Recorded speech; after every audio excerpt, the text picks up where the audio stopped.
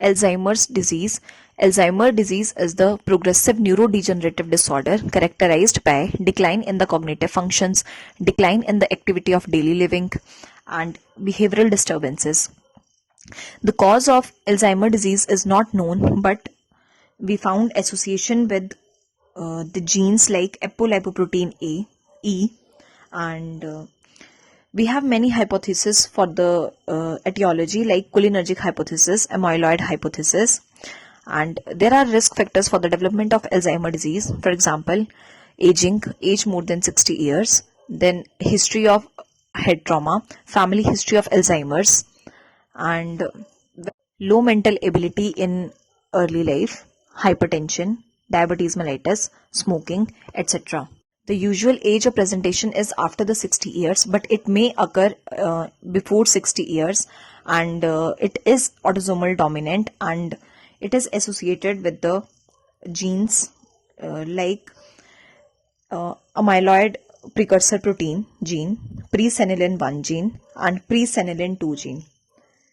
The pathology is the progressive loss of the neurons, basically in the temporoparietal area and also in the cortical area, along with inflammatory response to the senile plaques and neurofibrillary tangles. The senile plaques are the extracellular deposits of amyloid beta, and neurofibrillary tangles are the intracellular deposits of hyperphosphorylated protein called tau protein.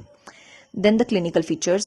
Patient presents to us with the cognitive impairment, behavioral impairment, and the functional impairment.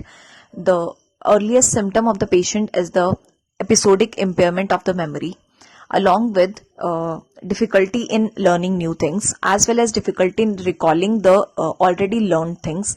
There is difficulty in word making, difficulty with names, difficulty in understanding what is being said, and along with psychosis, depression, and the laboratory investigations that we carry out.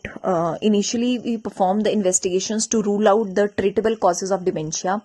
For example, vitamin B12 deficiency, then hypothyroidism, hyperthyroidism, uremia, and dialysis associated dementia, etc. Then we perform the CT scan to rule out any intracranial pathology, and MRI is to distinguish Alzheimer's disease with the normal aging.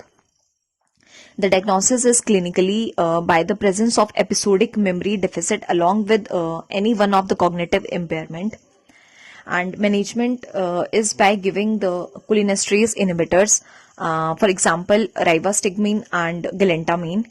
They increase the availability of acetylcholine in the synaptic cleft, and in moderate to severe cases we give NMDA antagonist to these are to protect the neurons from glutamate mediated excitotoxicity, and we give optical management for the visual or hearing deficits, for dental problems, and we give typical antipsychotics like olanzapine for the psychosis, and we give serotonin reuptake inhibitors for depression. And education of the caregiver is very important in patients with Alzheimer's disease.